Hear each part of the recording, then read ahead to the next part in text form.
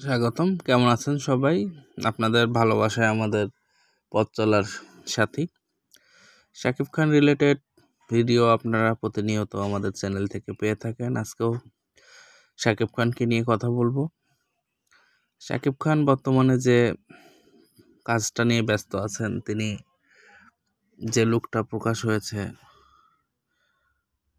এটা নিয়ে সামাজিক মাধ্যমে অনেক বেশি আলোচনা হচ্ছে। পোস্টারটি অনেক ভালো হয়েছে, কারণ দরদের যে তথ্যগুলো পরিচালক মহোদয় আমাদের সাথে শেয়ার করেছেন, যে 20 সেকেন্ডের টিজার বুর্জ খলিফাতে প্রকাশিত হবে। এছাড়াও স্টেডিয়ামে নেওয়ার কাজ চলছে, যেখানে প্রিয় সাকিবিয়ান ভাই ও বোনরা উপস্থিত থাকবেন। এ ধরনের নানা চমক নিয়ে তিনি আমাদের সামনে হাজির হবেন। তো অনন্য মামুন একের পর এক চমক দিয়ে যাচ্ছে। তিনি এও বলেছেন যে দরদ ছবিটি একটি ওটিটি প্ল্যাটফর্মের কাছে বিক্রি হয়ে গেছে।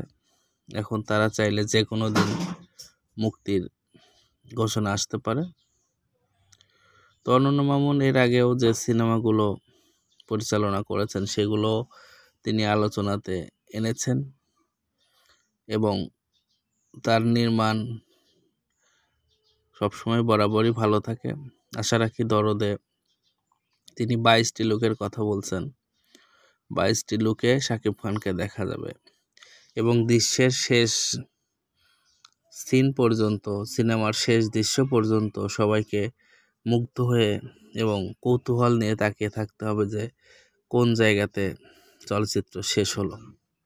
তো সম্মানিত দর্শক, দরদের পোস্টারটা আপনারা দেখেছেন, আসতে যে কোনো একটা সময়ে ভালো একটি টাইমে মুক্তি হবে। এছাড়াও শাকিব খানের হাতে যে বড় ছবিগুলো আছে, রাজকুমারের মতো, তুফানের মতো, তুফান ছবিটিকে অল্প দিনের মধ্যেই শুটিং শুরু হবে।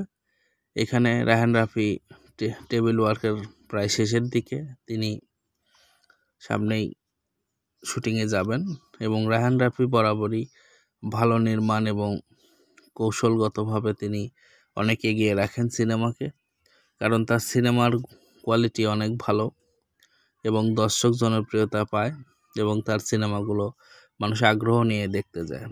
তো পরিশেষে রাজকুমারের কথা বলে শেষ করে দিতে চাই।